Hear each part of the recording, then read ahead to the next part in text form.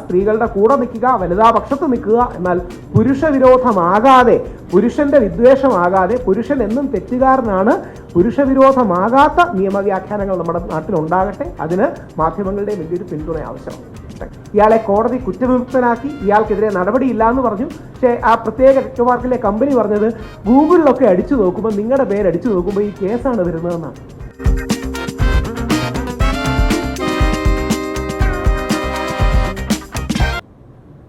എല്ലാ ബഹുമാനപ്പെട്ട നമ്മുടെ മാധ്യമപ്രവർത്തകർക്കും ഓൾ കേരള മെൻസ് അസോസിയേഷൻ്റെ നേതൃത്വത്തിലും എൻ്റെ സ്വന്തം പേരിലുമുള്ള ഒരു സ്നേഹവന്ദനം ഞാൻ അറിയിക്കുകയാണ്.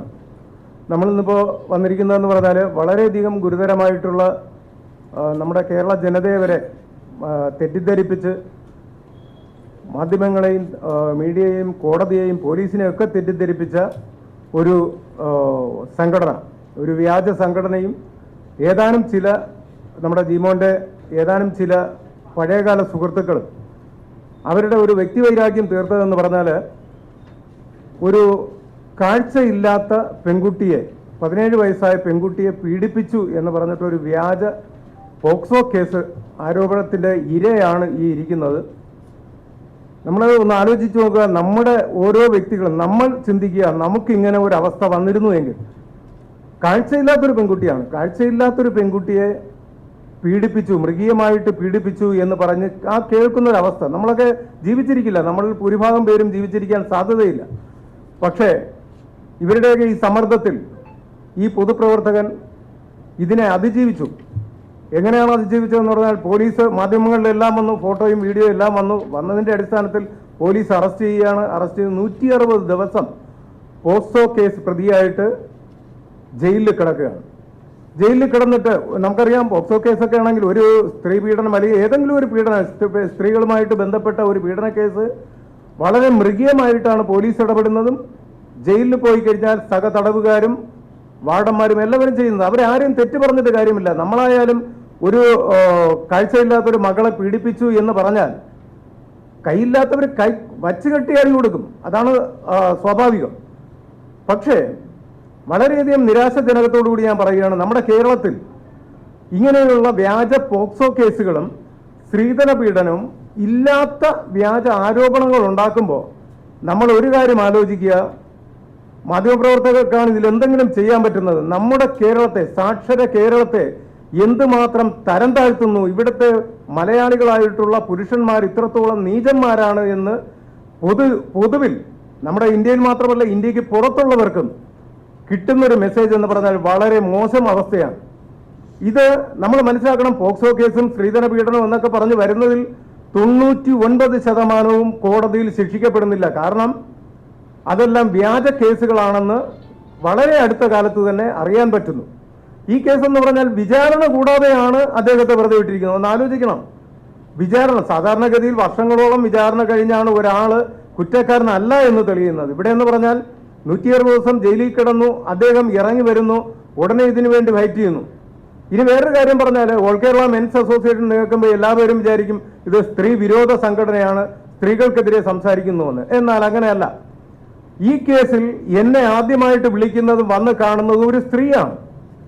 സ്ത്രീകളാണ് ഏറ്റവും കൂടുതൽ എന്നെ വിളിക്കുന്നത്, നമ്മുടെ സംഘടനയുമായിട്ട് ബന്ധപ്പെടുന്നത്. എന്തിനാണ്? അവർക്ക് നീതിക്ക് വേണ്ടി, അല്ലെങ്കിൽ അവരുടെ ഫാമിലിയിൽപ്പെട്ട ഒരാളിനെ നീതിക്ക് വേണ്ടി വിളിക്കുന്നത്. അതുപോലെ തന്നെ ഈ കേസിലും വിളിച്ചിരിക്കുന്ന ഒരു സ്ത്രീയാണ്. ഇങ്ങനെ ഒരു കേസുണ്ട്, ഒരു പോക്സോ കേസാണ്. അപ്പോൾ ഇങ്ങനെയുള്ള ഞാൻ കാര്യങ്ങൾ ചോദിച്ചപ്പോൾ എനിക്ക് മനസ്സിലായി ഇതൊരു വ്യാജ പരാതിയാണ് എന്ന് എനിക്ക് മനസ്സിലാകും. എന്നാൽ എന്തുകൊണ്ട് ഈ പോലീസുകാർക്ക് മനസ്സിലാകുന്നില്ല? അത് ഇപ്പോൾ നമ്മൾ തന്നെ നമ്മുടെ മെൻസ് അസോസിയേഷൻ ഇടപെട്ട ഒരു കേസ് തന്നെയാണ്. ഈ അടുത്ത് നിങ്ങളെല്ലാവരും മറക്കാതിരിക്കുന്ന ഒരു കാര്യമാണ് പന്തീരങ്കാവ് കേസ്. ആ പെൺകുട്ടി, ഇര എന്ന് പറഞ്ഞ പെൺകുട്ടി ലൈവിൽ വന്ന് പറഞ്ഞതുകൊണ്ട് എല്ലാവരും വിശ്വസിച്ചു. അതിനു മുന്നേ ഓൾ കേരള മെൻസ് അസോസിയേഷന് വേണ്ടി ഞാൻ പറഞ്ഞു, ആരും വിശ്വസിച്ചില്ല. ഞാൻ ആ കേസിൽ ഇടപെട്ടു. അവരുടെ വീട്ടിൽ പോയി കാര്യങ്ങൾ സംസാരിച്ചു, നാട്ടുകാരോട് സംസാരിച്ചു, എല്ലാം. അവിടെ ഒരു സ്ത്രീധനമേ ഉണ്ടായിട്ടില്ല. പക്ഷേ ഒരാളും വിശ്വസിച്ചിട്ടില്ല. ഞങ്ങളവിടെ കുറച്ച് പരിപാടികളൊക്കെ നടത്തിയിട്ടുണ്ടായിരുന്നു. അവിടെ പന്തീരങ്കാവിൽ തന്നെ ഒരു സർക്കിളിനെ സസ്പെൻഡ് ചെയ്തിട്ടുണ്ടായിരുന്നു. അദ്ദേഹത്തിന് വേണ്ടിയിട്ടും എല്ലാം ഒത്തിരി സംസാരിച്ചു, പ്രവർത്തിച്ചു. പക്ഷേ ഒരു മാധ്യമ പ്രവർത്തകൻ തന്നെ, എൻ്റെ ഒരു സുഹൃത്ത്, അദ്ദേഹം എന്നോട് ചോദിച്ചത്, ചേട്ടാ നിങ്ങൾക്ക് ഇതിൽ ഇടപെടാൻ നാണമില്ലെന്നാണ് ചോദിച്ചത്. ഞാൻ അപ്പോൾ പറഞ്ഞ ഒരു വാക്കുണ്ട്, വളരെ താമസിയാതെ അതിൻ്റെ റിസൾട്ട് നിങ്ങൾക്കറിയാം എന്ന് പറഞ്ഞ വ്യക്തി പിന്നീട് ഈ പെൺകുട്ടി ലൈവിൽ വന്നപ്പോൾ അദ്ദേഹം എന്നോട് പറഞ്ഞു എനിക്കും തെറ്റുപറ്റിപ്പോയി എന്ന്. അപ്പോൾ എന്തുകൊണ്ട് ഈ സ്ത്രീകൾ ഇങ്ങനെ വ്യാജ പരാതികൾ ഇവിടെ പടച്ചു വിടുന്നുവെന്ന് കേട്ടാൽ ഇവിടെ അതുകൊണ്ട് വിജയിക്കുന്നുണ്ട്. നമ്മുടെ വളക്കൂറുള്ളൊരു മണ്ണാണ് കേരളത്തിൽ എന്ന് മനസ്സിലാക്കിയിട്ടാണ്. അപ്പോൾ ഇതിന് മാധ്യമപ്രവർത്തകർക്ക് ചെയ്യാൻ പറ്റുമെന്തെങ്കിലും നമ്മുടെ കേരളത്തിലെ ജനതയെക്കുറിച്ച്, അത് സ്ത്രീയെന്നോ പുരുഷനെന്നോ ഇല്ല, അവരെക്കുറിച്ച് ഇങ്ങനെ തരം താഴ്ന്ന രീതിയിൽ നമ്മളൊക്കെ വെറും മനുഷ്യത്വമില്ലാത്തവരാണ് എന്ന് കാണുന്ന രീതിയിൽ പുറത്തു വരുമ്പോൾ അത് നമുക്ക് ഓരോരുത്തർക്കും നാണക്കേടാണ്. ആ നാണക്കേടിന് വേണ്ടി നമ്മളാരും ഇനി നിന്നു കൊടുക്കരുത്. നല്ല നല്ല വാർത്തകൾ ഇതാ, ഇതുപോലുള്ള വാർത്തകൾ ഇതാ, ഈ ഇര, യഥാർത്ഥ ഇര ഇദ്ദേഹമാണ്. ഈ യഥാർത്ഥ ഇരയെ ഒരിക്കലും ഞാൻ ആ മോളെന്ന് കുറ്റം പറയുന്നില്ല കേട്ടോ. കാഴ്ചയില്ലാത്ത മോൾ അങ്ങനെ ഒരു മൊഴി കൊടുത്തെന്നോ എന്തോ ആയിക്കോട്ടെ, എന്തെങ്കിലുമൊക്കെ പറഞ്ഞിട്ടായിരിക്കുമല്ലോ ചെയ്യുന്നത്. പക്ഷേ ഇവരെയൊക്കെ യൂസ് ചെയ്യുന്ന സാമൂഹ്യ ദ്രോഹികളായിട്ടുള്ള കുറച്ച് പേരുണ്ട്. അവരെ നമ്മൾ കണ്ടെത്തണം, അവരെ ഒറ്റപ്പെടുത്തണം. അവർക്ക് വേണ്ടിയിട്ട് അവരെ നമ്മൾ പോരാടി അവരിൽ നിന്നൊരു വിജയം നമ്മൾ കണ്ടെത്തണം. അത് കണ്ടെത്തി പോലീസുകാരും അന്വേഷിക്കണം. കാര്യം അവരെ അന്വേഷിച്ച് നടപടി എടുത്താലും ഇന്നത്തെ നമ്മുടെ സമൂഹം എന്ന് പറയുന്നത് ഒരു നടപടി, സ്ത്രീ ഒരു പരാതി കൊടുത്താൽ അത് അന്വേഷണം കൂടാതെ അറസ്റ്റ് ഉണ്ടായില്ല എങ്കിൽ അവരെ ഉദ്യോഗസ്ഥർ ഇരിക്കാൻ പറ്റാത്തൊരവസ്ഥ ഉണ്ടാകുന്നുണ്ട്. അതും മാറണം. അതുകൊണ്ടാണ് ഒന്നും ചെയ്യാൻ പറ്റാത്തത്. ഇനി എല്ലാവർക്കും സ്വാതന്ത്ര്യമായിട്ട് ഉദ്യോഗസ്ഥർക്ക് വർക്ക് ചെയ്യാൻ പറ്റണം. കോടതികളിൽ ന്യായം നീതിയും നടപ്പിലാവണം. ഇതുപോലെ തീർച്ചയായിട്ടും നമ്മുടെ നീതിപീഠം കണ്ണു തുറന്നത് കൊണ്ട് മാത്രമാണ് ജീമോൻ ഇന്ന് ഇവിടെ ഇരിക്കുന്നത്. അല്ലെങ്കിൽ ഇന്നും ജയിലിൽ കിടക്കും ആജീവനാന്തം. കാര്യം അത്രത്തോളം ക്രിമിനൽ കുറ്റമാണ്, പോക്സോ കേസാണ്, കാഴ്ചയില്ലാത്തൊരു പെൺകുട്ടിയാണ്. ഓക്കെ, ഇനി ആരും ഇങ്ങനെ ആർക്കും ഉണ്ടാവാതിരിക്കട്ടെ. ഞാൻ ദീർഘിപ്പിക്കുന്നില്ല. ഇനി അതിൻ്റെ വിശദാംശങ്ങൾ ജീമോൻ കാര്യങ്ങൾ പറയും. കോർട്ട് ഓർഡർ വരെ കൊണ്ടുവന്നിട്ടുണ്ട്. അതെല്ലാവർക്കും അത് ഞങ്ങൾ തരുന്നതായിരിക്കും. ഓക്കെ, ജീമോൻ സംസാരിക്കും. പ്രിയപ്പെട്ട എൻ്റെ മാധ്യമ സുഹൃത്തുക്കൾക്കെല്ലാം വിനീതമായ നമസ്കാരം. സുഹൃത്തുക്കളെ, അധികം സംസാരിക്കാനൊന്നും എനിക്ക് പറ്റാത്തൊരു മാനസികാവസ്ഥയില്ല. കാരണം കഴിഞ്ഞ ഒരു വർഷമായിട്ട് വളരെ നിർജീവമായ രീതിയിൽ പീഡിപ്പിക്കപ്പെട്ട ഒരേയാണ് ഞാൻ. 160 ദിവസമാണ് ഒരു ചോദ്യവും പറച്ചിലും പോലീസിനെ അറസ്റ്റ് ചെയ്ത് യാതൊരു ചോദ്യം ചോദിക്കാതെ വിയൂർ സബ് ജയിലിൽ റിമാൻഡ് ചെയ്യുകയാണ്. ജാമ്യം പോലും കിട്ടാതെ 160 ദിവസം കിടന്നതിന് ശേഷമാണ് എന്നെ കോടതിയിൽ ഹാജരാക്കുന്നത്. ജഡ്ജിയുടെ മുമ്പിൽ ഞാൻ എൻ്റെ സത്യം പറയുകയും ആ ജാമ്യം പോലും തരാതിരിക്കാൻ വേണ്ടി ഈ എൻ്റെ പൊതുരംഗത്തുണ്ടായ, നിങ്ങൾക്ക് എല്ലാവർക്കും അറിയാം, ഞാൻ പൊതുപ്രവർത്തകനാണ്. ഇവിടെ ഒരുപാട് ഒറ്റയാൾ സമരം കാര്യങ്ങളൊക്കെ ചെയ്തു വഴി എനിക്ക് കുറെ ശത്രുക്കൾ ഉണ്ടാവുകയും രാഘവൻ രാധാകൃഷ്ണൻ എന്ന് പറഞ്ഞ പ്രസ് മലയാളം TV എന്ന ആളുടെ നേതൃത്വത്തിലാണ് ക്രിമിനൽ ഗൂഢാലോചന നടന്നത്. തെളിവ് സഹിതം എൻ്റെ നിങ്ങൾക്ക് മാധ്യമ സുഹൃത്തുക്കളെ ഞാൻ തരാം. അതിൻ്റെ ഇയാള് ഈ പെൺകുട്ടിക്ക് കാശും അതുപോലെ തന്നെ ഒരുപാട് വാഗ്ദാനങ്ങൾ നൽകിയാണ് എന്നെ ഈ വ്യാജ പോക്സോ കേസ് അവരെ കൊണ്ട് കൊടുപ്പിച്ച് ഈ നിർഗീയമായ ഒരു ശത്രുക്കളോട് പോലും ഒരാൾ ചെയ്യാൻ പറ്റാത്ത രീതിയിൽ 160 ദിവസം എന്നെ ജയിലിലിട്ടത്. അങ്ങനെ ഞാൻ ജാമ്യത്തിൽ ഇറങ്ങുകയും ഞാൻ MG ശ്രീജിത്ത് എന്ന് പറഞ്ഞ നമ്മുടെ സുപ്രീം കോടതി ഹൈക്കോടതി ഇപ്പോൾ പ്രാക്ടീസ് ചെയ്യുന്ന സാറിനോട് കാര്യങ്ങൾ മൊത്തം പറയുകയും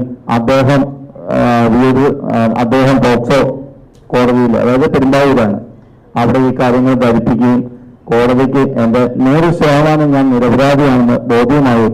ഇതിലൊക്കെ ഉപരി ഈ പെൺകുട്ടിയുടെ അമ്മ തന്നെയാണ് ഈ ഹൈക്കോടതിയിൽ ഈ രാഘവൻ രാധാകൃഷ്ണനെതിരെ ഇവർ ഭീഷണിപ്പെടുത്തിയും പ്രലോഭിപ്പിച്ചും ആണ് ഞങ്ങളെ കൊണ്ട് ഇത് ചെയ്യുകയും കരഞ്ഞുകൊണ്ട് ജഡ്ജിയുടെ മുമ്പിൽ കുറ്റമേറ്റ് പറയുകയും കോടതിക്ക് അത് പരിപൂർണ്ണ വിശ്വാസമാവുകയും എന്നെ കുറ്റപത്രം പോലും വായിക്കാതെ എന്നെ വെറുതെ വിട്ടുകയും ചെയ്യും. എന്റെ വിലപ്പെട്ട സമയം 160 ദിവസമാണ്. ഈ ജൂലൈ 7-ാം തീയതിയാണ് എന്നെ അറസ്റ്റ് ചെയ്തത്. അന്ന് നമ്മുടെ പ്രമുഖ ചാനൽ മലയാളം ഏഷ്യാനെറ്റ് ഉൾപ്പെടെയുള്ള 24 ഉൾപ്പെടെയുള്ള എല്ലാ ചാനലുകളും എന്നെ പോസ്കോ പ്രതിയെ ചിത്രീകരിച്ച് വാർത്തകൾ വരികയും സമയ മാധ്യമങ്ങളിൽ ഓൺലൈൻ ചാനലുകളിൽ എല്ലാം എന്റെ അവസ്ഥ നിങ്ങൾ ചിന്തിക്കണം. പുറത്തിറങ്ങാൻ പറ്റാത്ത ഒരു സാഹചര്യമാണ് എനിക്കുണ്ടായത്. അതിന് ഞാൻ ധീരമായി ഫൈറ്റ് ചെയ്ത് ഞാൻ നീതി മേടിച്ച ഇതാണ്. 100% നിരപരാധിയാണെന്ന് കണ്ടെത്തി ജഡ്ജിമെന്റാണിത്. ഞാൻ അനുഭവിച്ച പീഡനത്തിന് ഉടനെ തന്നെ 2 മാസം എനിക്ക് ജഡ്ജിമെന്റ് കിട്ടാൻ താമസം എടുത്തു, ഇതിന്റെ കോപ്പി വരാൻ വേണ്ടി. പിന്നീട് DGP അടക്കം, ബഹുമാനപ്പെട്ട കേരള DGP അടക്കം ഉള്ളവർക്ക് ഞാൻ എന്നെ കുടുക്കിയവർക്കെതിരെ പ്രതികളെ കണ്ടെത്തി അവർക്കെതിരെ ഞാൻ കേസ് കൊടുത്ത 14 ഇടങ്ങളിൽ കേസ് കൊടുത്ത തെളിവുകളാണിത്, നിങ്ങൾക്ക് പരിശോധിക്കാം. എന്നിട്ട് ഞാൻ ഈ തെളിവുകൾ 1 മാസമായിട്ടും എനിക്ക് അനുകൂലമായ ഒരു നടപടി ഉണ്ടാകാതിരുന്നപ്പോൾ അവരെ അന്വേഷിക്കുന്നെന്നാണ് പറയുന്നത്. അവരെ ഒരിക്കലും ഞാൻ കുറ്റം പറഞ്ഞു, അവർക്ക് അന്വേഷിക്കാൻ 2-3 മാസമൊക്കെ എടുക്കുമായിരിക്കും. എന്നിട്ട് ഞാൻ അത് ഹൈക്കോടതിയിലും കൂടെ കേസ് ഫയൽ ചെയ്തു. MG ശ്രീജിത്ത് സാറ് വഴി എന്നെ ഒരു അന്യമായി കണ്ട് അദ്ദേഹം എൻ്റെ ഈ കേസിൽ ഇടപെടുകയും അദ്ദേഹം ഹൈക്കോടതിയിൽ കേസ് ഫയൽ ചെയ്യുകയും ചെയ്തിട്ടുണ്ട്.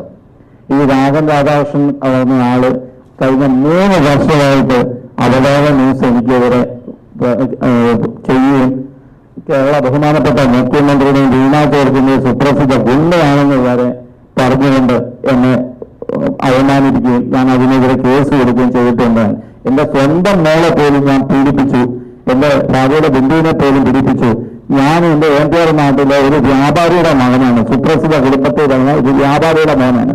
എന്നെ കൂലിപ്പണിക്കാരന്റെ മോനായിട്ട് ഇവിടെ ഇന്ന് ഇതേ പ്രസ് ക്ലബിൽ തന്നെ ഇന്ന് എനിക്കെതിരെ ഒരുപാട് ആരോപണങ്ങൾ അദ്ദേഹം ഉന്നയിച്ചു. അദ്ദേഹം ഗുണ്ടാലിസ്റ്റ് വന്നിട്ടുള്ള ആളാണ്. അദ്ദേഹം 14 ക്രിമിനൽ കേസിൽ 14 കേസുകളിൽ പെട്ട ആളാണ്, പോലീസിന്റെ നോട്ടപ്പുള്ളിയാണ്. ആ അദ്ദേഹമാണ് ഇവിടെ ഇരുന്ന് എനിക്ക് മാധ്യമധർമ്മത്തെക്കുറിച്ച് ഒന്നും അറിയത്തില്ല, സംസാരിക്കാനൊന്നും അറിയത്തില്ല എന്നൊക്കെ പറഞ്ഞ് ഒരുപാട് വീട് കയറിയ ആക്രമണവും കട കയറിയ ആക്രമണവും സ്ത്രീകളെ അപകീർത്തിപ്പെടുത്തലും ഈ കഴിഞ്ഞ ആഴ്ചയിലും FIR അയാളുടെ പേരിൽ ഉണ്ടായതാണ്. ഇതെല്ലാം നിങ്ങൾക്കറിയാവുന്ന കാര്യങ്ങളാണ്. ഇങ്ങനെയുള്ള സാമൂഹിക തൊഴിലുകൾക്കെതിരെ അതിശക്തമായ നടപടി കേരള പോലീസ് കൈക്കൊണ്ട് എനിക്ക് നീതി വരണമെന്ന് അപേക്ഷിച്ചുകൊണ്ട് നിങ്ങൾ ഇത് വലിയൊരു വാർത്തയാക്കി സമൂഹത്തിൽ ജനങ്ങളിൽ ഉണ്ട് ഇതുപോലുള്ള ഒരു ഇറങ്ങി ഒരിക്കലും ഉണ്ടാകല്ല, സമൂഹത്തിൽ ഉണ്ടാകല്ല എന്ന് എനിക്ക് കാരണം ഞാൻ അനുഭവിച്ച വേദന അത്രമാത്രമാണ്. അതുകൊണ്ട് നിങ്ങളെല്ലാം പരിപൂർണമായിട്ട് സഹിച്ചുകൊണ്ട് ഇതൊരു നല്ലൊരു വാർത്തയാക്കി പുറം ലോകത്ത് എന്റെ നിരപരാധിത്വം തെളിയിക്കണം എന്ന് അപേക്ഷിച്ചുകൊണ്ട് ഞാൻ നിർത്തുകയാണ്. നന്ദി, നമസ്കാരം.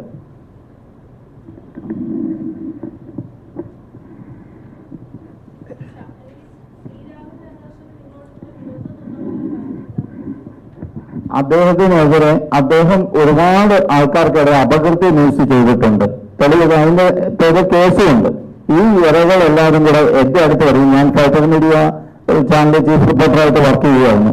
ആ സമയം ഇതേ പ്രസ് മീറ്റ് വിളിക്കുകയും അവർക്ക് എതിരെ ഞാൻ അവർക്ക് അനുകൂലമായിട്ട് ന്യൂസ് ചെയ്ത് ഈ രാമദാസം ചെയ്ത എല്ലാ കള്ളത്തരങ്ങളും പുറം ലോകത്തെ അറിയുകയും ചെയ്തതിന്റെ വൈരാഗ്യമാണ് എന്നോട് ഈ കാണിച്ചത്. അതിനു മുമ്പും എനിക്കെതിരെ അപകീർത്തി ന്യൂസ് ചെയ്തിട്ടുണ്ട്.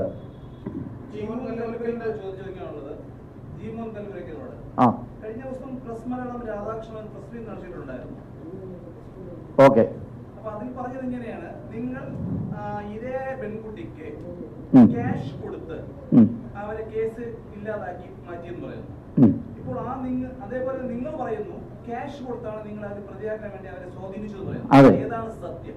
കാശ് കൊടുത്ത് അവരാണ് പെൺകുട്ടിയെ സ്വാധീനിച്ച് ഈ കള്ളക്കേസ് ഉണ്ടാക്കിയെന്ന് ആ പെൺകുട്ടി തന്നെ കേസ് നടക്കുമ്പോൾ തന്നെ ബഹുമാനപ്പെട്ട ഹൈക്കോടതി കേസ് കൊടുത്തിട്ടുണ്ട്, ബഹുമാനപ്പെട്ട DGPക്ക് കേസ് കൊടുത്തിട്ടുണ്ട്. അതിന്റെ എല്ലാ തെളിവുകളും എന്തെങ്കിലുണ്ട്.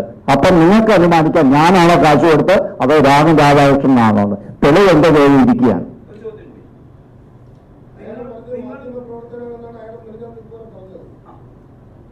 ഏതാണ്?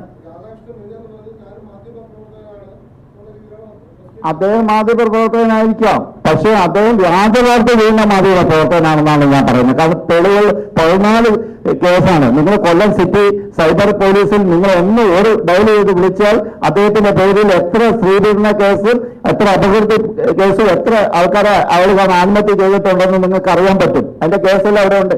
എന്റെ തെളിവുണ്ട്, ഞാൻ തരാം സാറിന്. ഇവിടെ ഇരിക്കുന്നു. ഒരിക്കലും ഇല്ല, ഞാൻ ഒരു ക്രിമിനൽ കേസിലും പ്രതിയല്ല. അതിന്റെ റെക്കോർഡ് എന്റെ കയ്യിലുണ്ട്.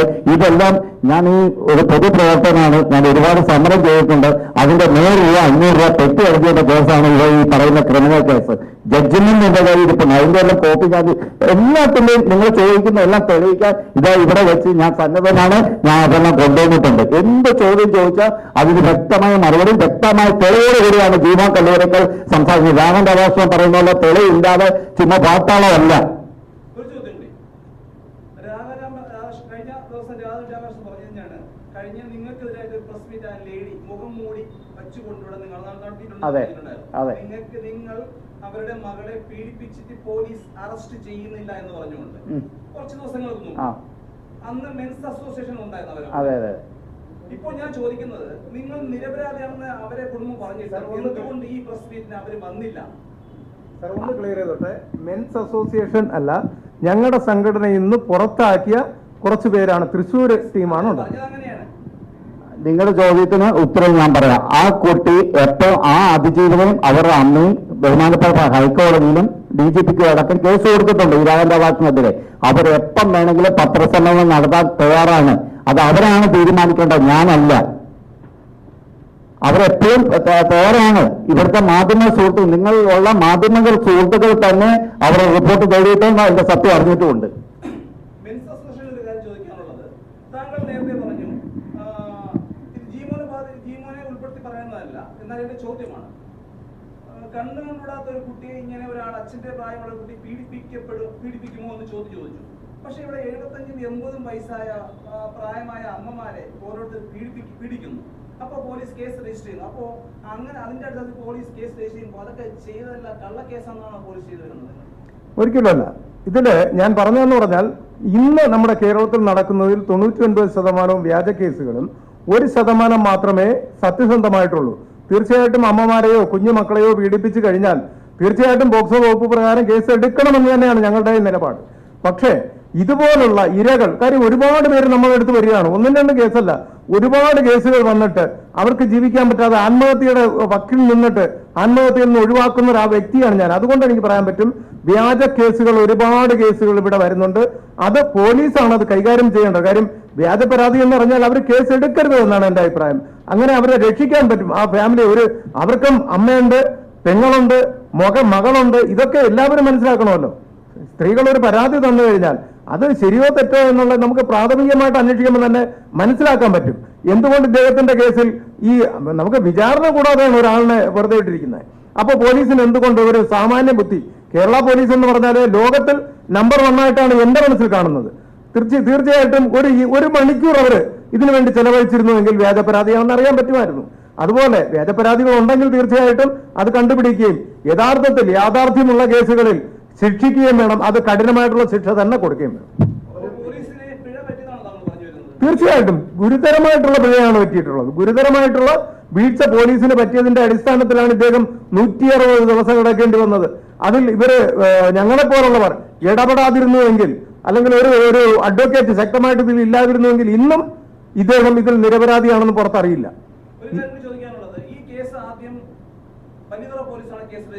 അതെ,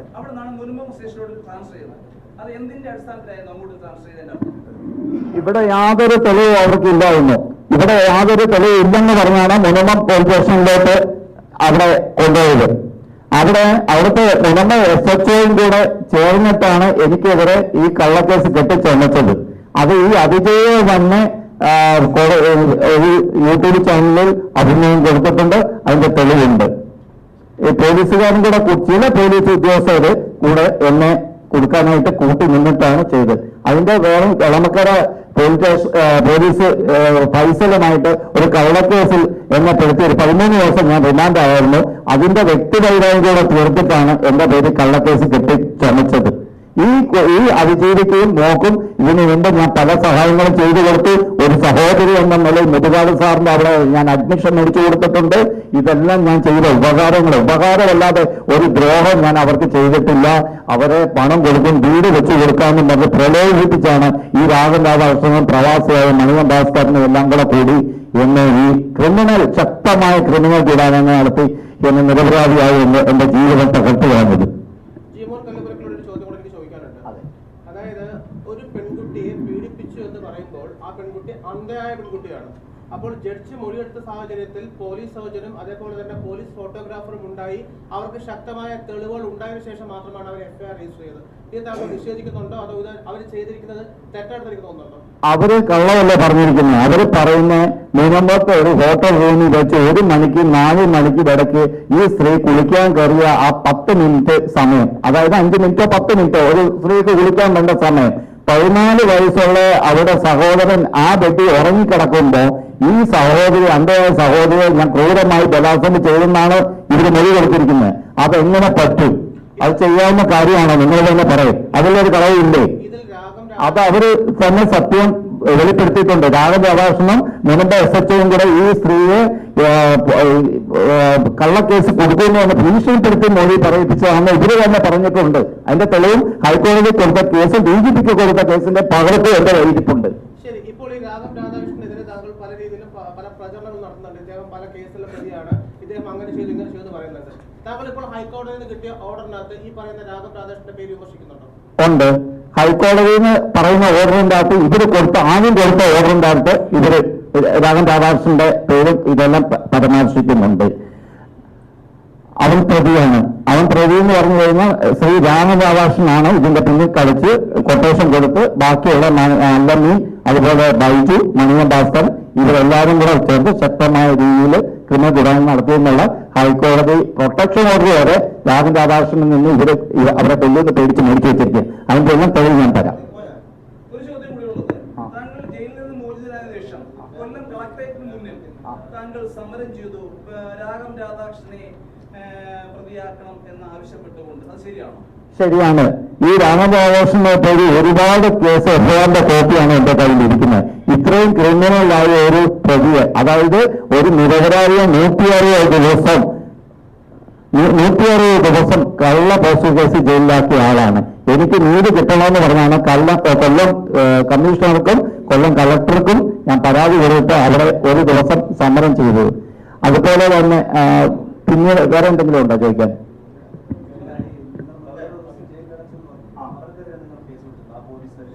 അതെ, കൊടുത്തിട്ടുണ്ട്.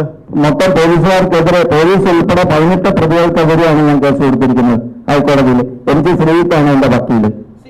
ഒരു ചോദ്യം കൂടി ചോദിക്കാനുണ്ട്. താങ്കളെ ശരിക്കും പറഞ്ഞാൽ ശാസിച്ചിരിക്കുന്നത് ഗവൺമെന്റ് അല്ല. താങ്കൾ പരാതി പറയേണ്ടത് ഈ പറയുന്നത് പോലെ അതിജീവിതമായിട്ടുള്ള പെൺകുട്ടിക്കും അമ്മയ്ക്കും ഗവൺമെന്റിനാണെന്ന് ഞാൻ പറയുന്നില്ല. കാരണം ഇവര് കള്ള തെളിവുകൾ ഉണ്ടാക്കിയാണല്ലോ ഗവൺമെന്റിനെ കൊണ്ട് ചെയ്യിപ്പിച്ചത്. അതിൽ സ്വാധീനം ചെലുത്തി ചില പോലീസുകാരുടെ സഹായത്തോടെയാണ് എന്നെ കള്ളക്കേസ് കൊടുക്കുന്നത്. അത് ഗവൺമെന്റിന്റെ കുറ്റം പറഞ്ഞിട്ട് കാര്യമില്ല. പക്ഷെ ഞാൻ കിടന്ന് എന്റെ വിലപ്പെട്ട സമയം, എന്റെ മാനഹാവി, പത്രങ്ങളിൽ വന്ന വാർത്ത, എന്റെ ജീവൻ തകർന്ന് അതിനൊക്കെ ഒരു പങ്ക് ഗവൺമെന്റിനുണ്ട്. സർക്കാർ നഷ്ടപരിഹാരം എനിക്ക് തരാൻ ബാധ്യസ്ഥനാണ്.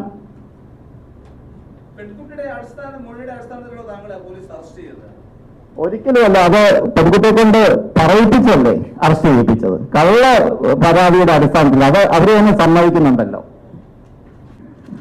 ഒരു ജെന്യുവൻ കേസാണ് എന്ന് അത് മനസ്സിലാകുകയും ചെയ്തു. അതിൽ പറയാനുള്ള കാര്യം ഇവരെല്ലാം പറഞ്ഞതാണ്. അതിലൊരു സാധാരണ മനുഷ്യൻ എന്ന നിലയിൽ, ഒരു പുരുഷൻ എന്ന നിലയിൽ ഒരു പോയിന്റ് എനിക്ക് പലപ്പോഴും തോന്നിയിട്ടുള്ളത്, ഇവർക്ക് ഈ നഷ്ടപ്പെട്ട ജീവിതത്തിന്റെ സമയം, ഇവർക്ക് ലഭിച്ച അപമാനം, ഇവരുടെ വീട്ടുകാരനുഭവിച്ച ദുഃഖം, ഇത്തരം കാര്യങ്ങളൊന്നും ആരും കാണുകയോ കേൾക്കുകയോ ചെയ്യുന്നില്ല എന്നുള്ളതാണ്. അത് ഇവിടെ ഇരിക്കുന്ന പ്രത്യേകിച്ച് മാധ്യമപ്രവർത്തകരടക്കം എനിക്കെതിരെ ഇങ്ങനെ ഒരു ആരോപണം വന്നിരുന്നു. ശബരിമല കേസിന്റെ ഏറ്റവും മൂർധന്യാവസ്ഥയിലാണ് വന്നത്. ഇന്ന് മീഡിയക്കാരെല്ലാം എന്നെ വലിയ സപ്പോർട്ട് ചെയ്യാൻ സന്തോഷം. അപ്പൊ എന്താ ആരോപണം എന്ന് കേൾക്കുമ്പോഴാണ് എൻ്റെ രസം. എന്റെ സുഹൃത്തിനോട് വേറൊരാൾ പറഞ്ഞു എന്ന് ഫേസ്ബുക്കിൽ ഒരാൾ പേരില്ലാതിരിക്കും. ഇതാണ് സംഭവിച്ചത്. അതായത് വ്യക്തി പറഞ്ഞു എന്നല്ല, ഈ വ്യക്തിയുടെ സുഹൃത്തിനോട് ഒരാൾ പറഞ്ഞു എന്ന് വേറൊരാൾ ഫേസ്ബുക്കിൽ പേരില്ലാതെ. അപ്പൊ എന്താ പറ്റുക? എന്റെ വൈഫുണ്ട്, വൈഫിന്റെ വീട്ടുകാരുണ്ട്, കുട്ടിയുണ്ട്, ഇവർക്കെല്ലാം ഉണ്ടാകുന്ന നാണക്കേട് എന്താ? അപ്പം പെട്ടെന്ന് എല്ലാവരും ഈസി ആയിട്ട് രാഹുൽ ഈശ്വർ മീറ്റു അല്ലെങ്കിൽ വേറെ ഏതെങ്കിലും കേസ്, ഇത് ആർക്കെതിരെയും വരാമെന്നുള്ളതാണ് പ്രശ്നം. ഇപ്പം സാധാരണ കോടതിയിലൊക്കെ ഇരിക്കുന്നവർ ആദ്യം കാണുമ്പോൾ ഈ വനിതാപക്ഷമാണെന്ന് കാണിക്കാൻ കൈയടിക്ക് വേണ്ടി ചെയ്യും. പക്ഷെ നമ്മുടെ സാക്ഷാൽ ചീഫ് ജസ്റ്റിസിന് ഈ കേസ് വന്നപ്പോൾ പുള്ളി എന്താ ചെയ്തു? അദ്ദേഹം പറയുകയുണ്ടായി, എൻ്റെ ജീവിതത്തിൽ ഞാനൊരു മിഡിൽ ക്ലാസ്സുകാരനാണ്. ഇന്ത്യയുടെ ചീഫ് ജസ്റ്റിസായ രഞ്ജൻ ഗൊഗോയിയാണ് പറയുന്നത്, എൻ്റെ ജീവിതത്തിൽ ഞാൻ ഇതുവരെ അഭിമാനം മാത്രമേ സമ്പാദിച്ചിട്ടുള്ളൂ, ആ അഭിമാനം കൂടി ഇല്ലാതാക്കാൻ ഞാൻ സമ്മതിക്കില്ല എന്ന് പറഞ്ഞ് പുള്ളി ആ കേസ് സ്വന്തമായിട്ട് എടുത്ത് കേട്ടു. അത് ശരിയല്ല എന്നുള്ള വേറൊരു കാര്യം. പക്ഷേ സ്വന്തമായിട്ട് പൊള്ളുമ്പോഴേ ആ വിഷയം അറിയൂ. ഇതേപോലെ 1-2 ഞാൻ തന്നെ ഇടപെട്ട ഈ സിനിമാ മേഖലകളിലെ വലിയ ആൾക്കാർ, ആരുടെയും പേര് പറയുന്നില്ല, സിനിമാ മേഖലയിലെ വലിയ ആൾക്കാരുടെ കേസ്, അല്ലെങ്കിൽ ഈ അടുത്തിടയ്ക്ക് ഒരു പ്രമുഖ ഡയറക്ടർക്കെതിരെ ഇതേപോലൊരു കേസ് വരികയുണ്ട്. അപ്പം ഈ പോക്സോ കേസാകട്ടെ, പീഡന കേസാകട്ടെ, ഈസിയായി ആർക്കും ആരേക്കും പണി കൊടുക്കാൻ കഴിയുന്ന ഒരു രീതിയിലേക്ക് കൊണ്ടുവരും. തോന്നുന്നു അവിടെയാണ് ചൈതന്യ പോലുള്ളവരുടെയും ഇത്തരം സംഘടനകളുടെയും പ്രസക്തി. ഇത് കാണുന്ന പുരുഷൻ ഭയങ്കരമായിട്ട് ഒറ്റപ്പെടും. നമുക്കൊരു ചമ്മലും മടിയാണ്. എനിക്ക് ഇന്നും ഓർമ്മയുണ്ട്, എൻ്റെ മുത്തശ്ശിയൊക്കെ എന്നെ ഡിഫെൻഡ് ചെയ്യാൻ വന്നിരുന്നു. എൻ്റെ മുത്തശ്ശിക്ക് 80 വയസ്സാണ് പ്രായം. അപ്പോൾ എനിക്ക് മുത്തശ്ശിയോട് ചെന്ന് പറയാനൊരു മടി. അതായത് എൻ്റെ വീട്ടിൽ അമ്മയും മുത്തശ്ശിയെല്ലാം താമസിക്കുന്ന വീട്ടിലാണ് ഒരാൾ ആരോപണം ഉന്നയിക്കുന്നത്, ഇയാൾ എന്നെ അവിടെ കൊണ്ടുപോയി എന്തോ ചെയ്യാൻ ശ്രമിക്കുന്നു. അപ്പം എനിക്ക് എങ്ങനെയാണ് ഇത്രയും പ്രായമായ സ്വന്തം മുത്തശ്ശിയോടോ അമ്മയോടോ പോയി പറയാൻ കഴിയുക? പക്ഷേ അവർ തിരിച്ചറിഞ്ഞ അമ്മയും മുത്തശ്ശി എൻ്റെ വൈഫും വന്ന് എന്നെ സപ്പോർട്ട് ചെയ്തു. കാര്യം ഞങ്ങളുടെ വീട്ടിൽ ഒരുപാട് പേരുള്ളതാണ്. അപ്പം ഒരുപാട് പേരുള്ള ഈ വീട്ടിലേക്ക് ഈ വ്യക്തിയെ ഒറ്റയ്ക്ക് വിളിച്ചുകൊണ്ട് വന്നു എന്ന് കള്ളം പറയാൻ എളുപ്പമല്ലേ? സ്വന്തം പേര് പോലുമല്ല. അപ്പം മാധ്യമങ്ങളോടുമുള്ള, പ്രത്യേകിച്ച് ഓൺലൈൻ ബാക്കി മാധ്യമങ്ങളോടും, മെയിൻ മുഖ്യധാര, ഓൺലൈൻ അടക്കമുള്ള എല്ലാ മാധ്യമങ്ങളും റിക്വസ്റ്റ്, ഇത്തരം കാര്യങ്ങൾ വരുമ്പോൾ ആണിനെ തേജോവധം ചെയ്യാൻ എളുപ്പമാണ്. അതുകൊണ്ട് ഇപ്പോൾ ആ സജഷൻ പറഞ്ഞു തരില്ല. ഞങ്ങൾ ലോക്സഭയിലടക്കം ഈ വിഷയം ഉന്നയിച്ചു. ഒറ്റ റിക്വസ്റ്റേ ഉള്ളൂ. ഒറ്റ റിക്വസ്റ്റാണ് അതിൽ പറയാൻ കഴിയുന്നത്. ഇപ്പം അതിജീവിതയുടെയോ അല്ലെങ്കിൽ ഈ ഇരയുടെയോ പേര് പറയാറില്ല. ഇതേപോലെ ആരോപണ വിധേയനായ വ്യക്തി കോടതി കുറ്റക്കാരനാണെന്ന് കാണുന്നതുവരെ അയാളുടെ പേരും പറയുന്നു. കോടതി ഇയാളെ ശിക്ഷിച്ചു എന്നിരിക്കട്ടെ, എന്നാ പേര് പറയുന്നത് കുഴപ്പമില്ല. കോടതി ഇയാളെ കുറ്റക്കാരനാണെന്ന് ശിക്ഷിക്കുന്നത് വരെയെങ്കിലും പറയാം. ഇതിപ്പം പോലീസ് കേസ് പോലും കൊടുക്കണ്ട, വെറുതെ വീട്ടിലിരുന്ന് ഫേസ്ബുക്കിലിരുന്ന് ഇന്ന് ദേഷ്യം തീർക്കാനായിട്ട് ഒരാൾ എഴുതിയാൽ അപ്പോൾ പ്രശ്നക്കാരായി. അവിടെയാണ് അതിന്റെ പ്രശ്നം. പോലീസ് കേസ് പോലും കൊടുത്ത് റിസ്ക് എടുക്കണ്ട. പോലീസ് കേസ് പോലും കൊടുക്കാതെ വീട്ടിൽ ഇരുന്ന് ഒരാളോട് ദേഷ്യം തീർക്കാൻ ഫേസ്ബുക്ക്. അപ്പൊ ഈ കേസിന്റെ ഡീറ്റെയിൽസ് നിങ്ങൾ ഒരു പറഞ്ഞു കാണും. വേറെ 4 പേർ പുള്ളിക്ക് പണി കൊടുക്കാനായിട്ട് ഇയാളെ കൊണ്ട് പറയിച്ചതാണ്. ഇനി ഈ പറയിക്കുക പോലും വേണ്ട, ഒരു സാധനം കൊണ്ടുപോയിട്ട് എഴുതി ഒപ്പിട്ടിങ്ങി തരാൻ പറഞ്ഞാൽ പറ്റുന്നത് ഇവരുടെ ജീവിതത്തെ ബാധിക്കുകയാണ്. ഇവർക്ക് ജോലി കിട്ടുന്നില്ല. പറഞ്ഞു വന്നല്ലോ, ഇതേപോലെ ടെക്നോ പാർക്കിലെ 2 പേർക്കെതിരെ ഇതേപോലെ വ്യാജ ആരോപണം വന്നു. ഈ കഴിഞ്ഞ മാസം അവിടെ നടക്കാനിരുന്ന പരിപാടി ഇയാളാണ് ഓർഗനൈസ് ചെയ്യുന്നതെന്ന് കണ്ട് അത് ടെക്നോ പാർക്ക് ക്യാൻസൽ ചെയ്തു. ഇയാളെ കോടതി കുറ്റവിമുക്തനാക്കി, ഇയാൾക്കെതിരെ നടപടിയില്ല എന്ന് പറഞ്ഞു. പക്ഷേ ആ പ്രത്യേക ടെക്നോ പാർക്കിലെ കമ്പനി പറഞ്ഞത് ഗൂഗിളിലൊക്കെ അടിച്ചു നോക്കുമ്പോൾ, നിങ്ങളുടെ പേര് അടിച്ചു നോക്കുമ്പോൾ ഈ കേസാണ് വരുന്നതെന്നാണ്. ഒരു സാധാരണക്കാരൻ്റെ പേര് ന്യൂസിലൊന്നും വേറെ ഏത് രീതി വരാനാണ്. അപ്പം നിങ്ങളെ അടിച്ചു നോക്കുമ്പോൾ, ഗൂഗിളിലെ ആദ്യ 10 റിസൾട്ട് അടിച്ചു നോക്കുമ്പോൾ നിങ്ങളുടെ പേര് ഒരു പ്രത്യേക കേസ്, അത്യാവശ്യം അറിയപ്പെടുന്നൊരു കേസാണ്. ഇതിൽ നിരപരാധിയാണെന്ന് കോടതി പറഞ്ഞു, അയാളെ വെറുതെ വിട്ടു. അത് ആരും റിപ്പോർട്ട് ചെയ്യാറില്ല. അത് ആരുടെയും കുറ്റമല്ല. അപ്പം ഇത് വർഷങ്ങളോളം ഒരാൾക്ക് ദുരിതം ഉണ്ടാക്കും. അപ്പം ഓൾറെഡി ഈ പോയിന്റുകളെല്ലാം പറഞ്ഞു കാണും. ഇതേപോലെ KVയിലെ ഒരു ടീച്ചർ റാം തിവാരി, അത് നിങ്ങൾ നോക്കിയാൽ 8 വർഷം, കോവിഡും കൂടെ ആയതുകൊണ്ടാണ് പുള്ളി 8 വർഷം, 7.25 വർഷം ടു ബി പ്രിസൈസ്, ജയിലിൽ കിടന്നു. 12ാം ക്ലാസ്സിലെ ഒരു കുട്ടിയെ പീഡിപ്പിച്ച് ഗർഭിണിയാക്കി അത് അലസിപ്പിച്ചു എന്നുള്ളതാണ് കേസ്. 7 വർഷം കഴിഞ്ഞ് കോടതി കണ്ടെത്തി, 7.25 വർഷം കഴിഞ്ഞാണ് വിട്ടത്, കണ്ടെത്തി അങ്ങനെ ഒരു റേപ്പ് നടന്നിട്ടില്ല, കുട്ടി പ്രഗ്നന്റ് ആയിട്ടില്ല, കുട്ടിക്ക് അങ്ങനെ ഒരു അബോർഷനും ഉണ്ടായിട്ടില്ല. അപ്പൊ ഇതൊക്കെ ഫിസിക്കൽ എവിഡൻസ് ആണ്. പക്ഷേ കോടതി ആദ്യം ഈ കേസ് വരുമ്പോൾ എന്ത് പറയുന്നറിയോ? കൂടുതൽ ഡീറ്റെയിൽസ് വരട്ടെ, പരിഗണിക്കട്ടെ, കുറച്ച് കാലം ജയിലിൽ കിടക്കും, ഇയാൾ വീണ്ടും കിടക്കും. കുറച്ച് കാലം കഴിഞ്ഞ് അന്വേഷണ ഉദ്യോഗസ്ഥൻ ചെന്ന് പറയും, സാർ ഞങ്ങൾ പഠിച്ചുകൊണ്ടിരിക്കുകയാണ്, അന്വേഷിച്ചുകൊണ്ടിരിക്കുകയാണ്, ആലോചിച്ചുകൊണ്ടിരിക്കുകയാണ്. ആ കോടതി പറയാം അവിടെ കിടക്കട്ടെ, സീരിയസ് കേസാണ്, ഗ്രേവ് അലിഗേഷൻസ് ഇയാൾക്കെതിരെ ഉണ്ട്. ഇങ്ങനെ പോയി അന്ന് കോവിഡും കൂടെ ആയണ്ട, ഇല്ലെങ്കിൽ ചിലപ്പോൾ 2-3 വർഷമേ കിടക്കുള്ളായിരുന്നു. അപ്പം എത്ര പേരുടെ ജീവിതം ഇതിൽ നിന്ന് നശിക്കുന്നു എന്ന്.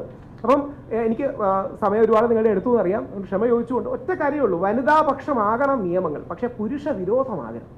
സ്ത്രീപക്ഷ നിയമങ്ങളിൽ പ്രശ്നമല്ല, പക്ഷെ പുരുഷന് പണി കൊടുക്കാനായിട്ട് ഉള്ള രീതിയായിരുന്നു. അതുകൊണ്ടാണ് ഈ രംഗത്ത് ഏറ്റവും നന്നായി പ്രവർത്തിക്കുന്ന നാഷണൽ ലെവലിലെ 1-2 സ്ത്രീകളാണ്. ഭരദ്വാജ് എന്നൊക്കെ പറയുന്ന സ്ത്രീകൾ, അവരുടെ പേര് ഭരദ്വാജ് ഉണ്ട്, പിന്നെ ബർഖ ട്രീഹാൻ ഉണ്ട്. ഇവരുടെ എല്ലാ സഹോദരങ്ങൾക്കും മറ്റും ഈ പ്രശ്നം പറ്റുമ്പോഴാണ് അവർക്ക് പൊള്ളുന്നത്. അപ്പോൾ ഒറ്റ കാര്യം മാത്രം പറഞ്ഞ് അവസാനിപ്പിക്കാം. നമ്മുടെ അച്ഛൻ, നമ്മുടെ സഹോദരൻ, നമ്മുടെ മകൻ, നമ്മുടെ സുഹൃത്ത് ജയിലകലെ ഒരു വ്യാജ പരാതിയിൽ മാത്രമാണ്. അതായത് ജയിൽ അകലത്തിൽ ഒരു വ്യാജ പരാതിയിലാണ് നമ്മളെല്ലാം. ആ വ്യാജ പരാതികളെ എൻകറേജ് ചെയ്യാതിരിക്കാൻ, ജയിലിനകത്തേക്ക് ഇവരെ നമ്മളെ അടക്കം പിടിച്ചിടാതിരിക്കാൻ ഇതിൻ്റെ ഒരു ഡിഫൻസ് വേണം, പ്രതിരോധം വേണം. ആ പ്രതിരോധം കോടതി കുറ്റക്കാരനാണെന്ന് പറയുന്നത് വരെയോ, ഈ അന്വേഷണത്തിന് എന്തെങ്കിലും സാങ്ക്ടിറ്റി ഉണ്ടാകുന്നത് വരെയോ ഇയാളെ കുറ്റാരോപിതനാക്കാതിരിക്കുക, കുറ്റവാളിയായി ട്രീറ്റ് ചെയ്യാതിരിക്കുക, നാച്ചുറൽ ജസ്റ്റിസ് കൊടുക്കുക. ഇല്ലെങ്കിൽ നാളെ നമുക്ക് ഏതൊരു വ്യക്തിക്കും, നമ്മുടെ അച്ഛന്, ആ സഹോദരന്, നമ്മുടെ സുഹൃത്തിന്, നമ്മുടെ മകന് ഈ ദുര്യോഗം വരാം. ഇങ്ങനെ വന്ന് ഒരുപാട് പേരെ വ്യക്തിപരമായി അറിയുന്ന ആൾക്കാരാണ് ഞങ്ങളൊക്കെ. ഞങ്ങളിങ്ങനെ ഒരുപാട് സംസാരിച്ചു. ആ ദുര്യോഗത്തിലേക്ക് നമുക്ക് പോകാതാകട്ടെ. ഇത് കോടതിയുള്ളവരെ ബാധിക്കാം, മാധ്യമങ്ങളിലുള്ളവരെ ബാധിക്കാം. വെറും ഒരു ആരോപണത്തിൻ്റെ പേരിൽ എന്തുവാകാം. അപ്പം ആരുടെയും കുറ്റമല്ല, കണ്ണ് വെച്ച് ലൈംഗിക ചേഷ്ട കാണിച്ചു, ഭയങ്കര ബുദ്ധിമുട്ടാണ് ലൈംഗിക ചേഷ്ട കാണിച്ചു ഇല്ലയോ എന്ന് തെളിയിക്കാൻ. അപ്പം ഇവനെ അതിൻ്റെ പേരിൽ ജീവിതകാലം മുഴുവൻ ടാർഗറ്റ് ചെയ്യുന്നൊരവസ്ഥയിലേക്കാകരുത്. അപ്പം ചേതൻ ഭഗത്തിനെ പോലെ ഇന്ത്യ കണ്ട ഏറ്റവും പ്രഗത്ഭരായ എഴുത്തുകാർക്കെതിരെ പോലും ലൈംഗിക ചുവയോടുകൂടി അയാൾ ഇത് കാണിച്ചു. ഇതില്ലെന്ന് തെളിയിക്കാൻ ചേതൻ ഭഗത്ത് വർഷങ്ങളെടുത്തു. പക്ഷേ അയാൾക്ക് കിട്ടുന്ന ബുക്ക്, ബ്രാൻഡ്, ഈ സാധനങ്ങളെല്ലാം അഫക്റ്റഡ് ആകുക. അതുകൊണ്ട് നമ്മുടെ സഹോദരൻ, അച്ഛൻ, മകൻ, സുഹൃത്ത് അടക്കം ഒരു വ്യാജ പരാതി അകലത്തിൽ മാത്രമാണ് ജയിലിൽ നിന്ന്.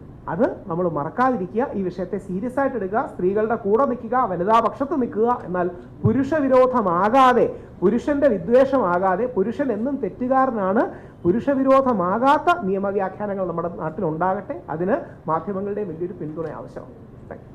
രാഹുൽ ഈശ്വരനോട് ചോദ്യം, താങ്കൾ പറയുന്നത് ഇപ്പോൾ സോഷ്യൽ കേസാക്കി മാറ്റുമെന്നാണ് പറയുന്നത്. അല്ല, ഇതൊരു സോഷ്യൽ കേസ് കൂടിയാണ്. പലപ്പോഴും പുരുഷന്റെ കേസായതുകൊണ്ട് ഇതിന് ശ്രദ്ധ കിട്ടുന്നില്ല.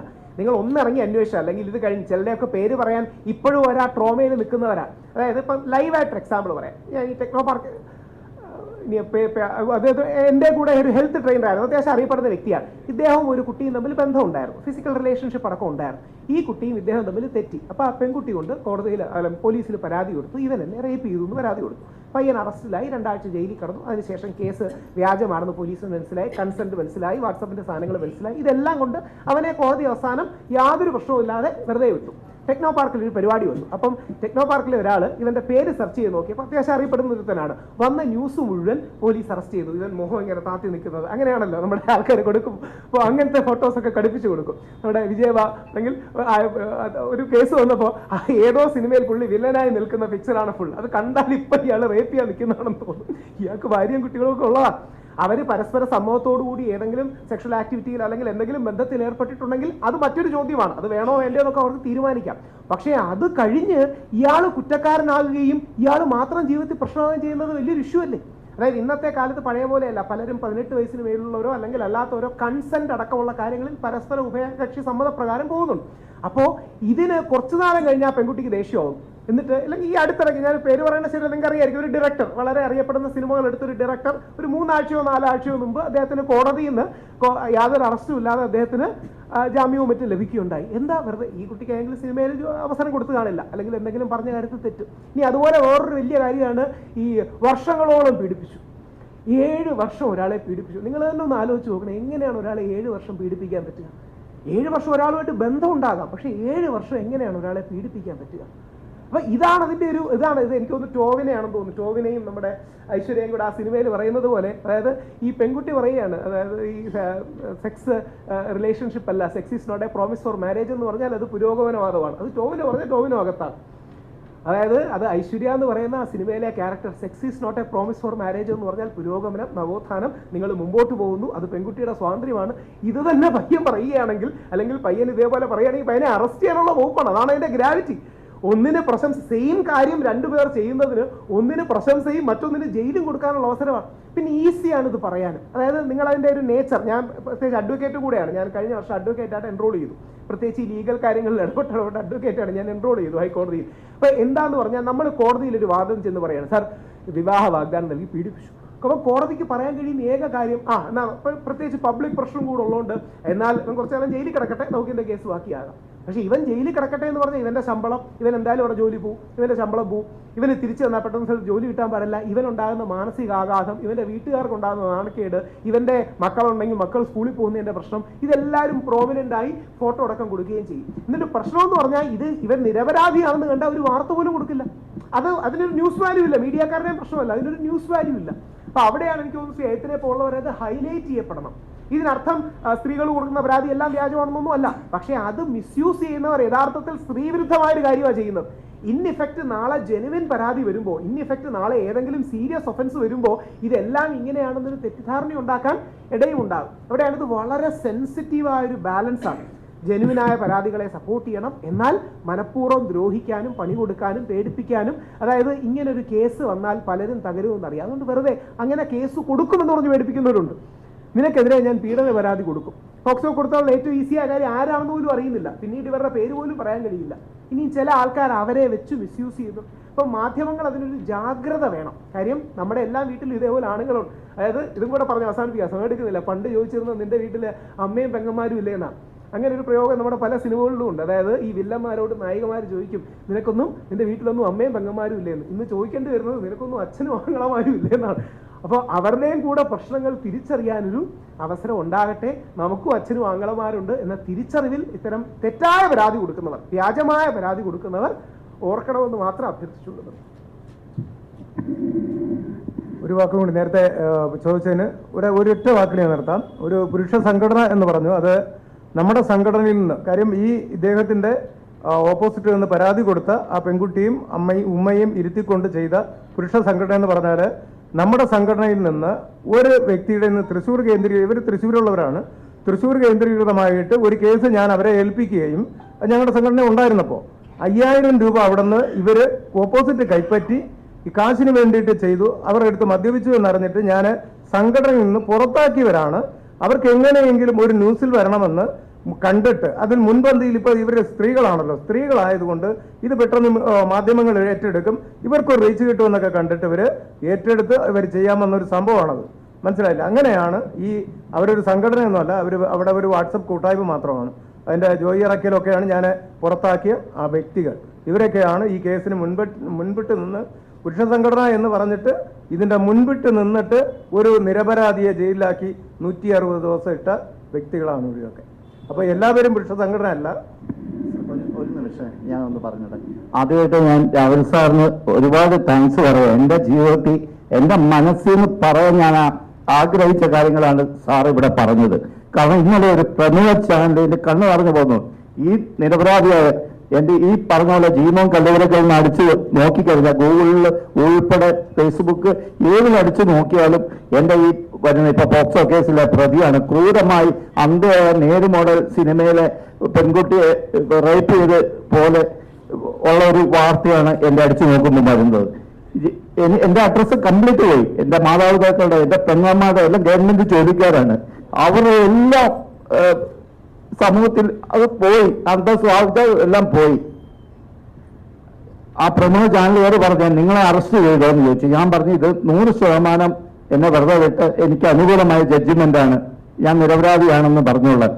നിങ്ങൾ ഈ വാർത്ത ചെയ്യണം, സത്യവാർത്ത ഇത് വെച്ച് ചെയ്യണമെന്ന് പറഞ്ഞപ്പോൾ അവർ ചോദിച്ചു, പോലീസ് പറഞ്ഞോളൂ ഞങ്ങൾ ചെയ്തോളൂ. നിരവധി തവണ ഈ കുട്ടിയെ ഞാൻ ബലാത്സംഗം ചെയ്യുമെന്നാണ് ഈ ചാനൽ ഞാൻ പേര് പറയുന്നില്ല, പറയണമെന്നുണ്ട്, പക്ഷേ ഓൺലൈനില്ല, പ്രമുഖ ചാനലിൽ നിന്ന് കിട്ടിയ അനുഭവമാണ്.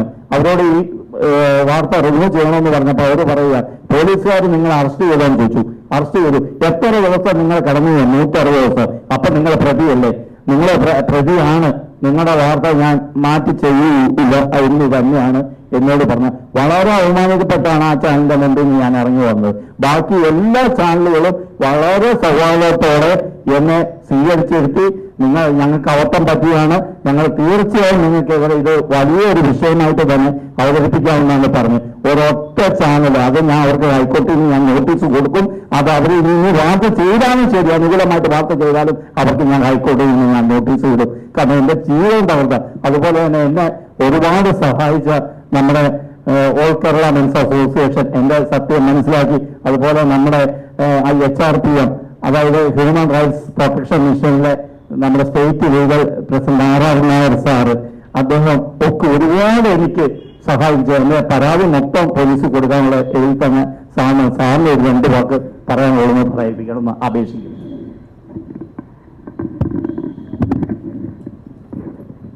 നമസ്കാരം മാധ്യമ സുഹൃത്തുക്കൾക്ക്.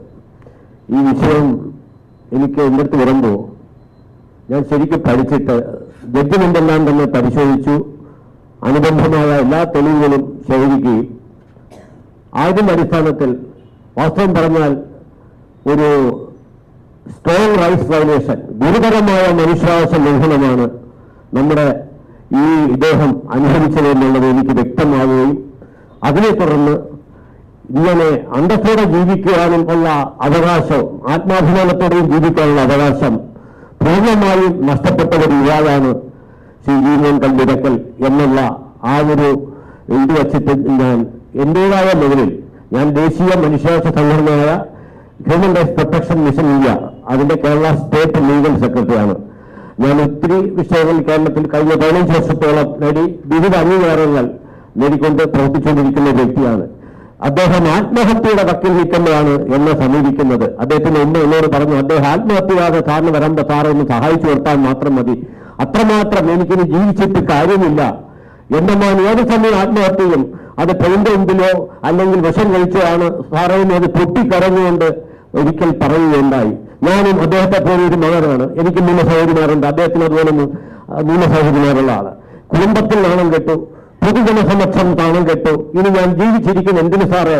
സാറിന് എനിക്ക് ഒരുപാട് ചെയ്യാൻ വേണ്ട അത്രമാത്രം ചെയ്തിട്ടും ഫലമില്ല. ഭരണ സർക്കാരും ഉദ്യോഗസ്ഥന്മാരും കൂടി ചേർന്ന ഈ ഗുരുതരമായ മനുഷ്യാവകാശ ലംഘനമാണ്.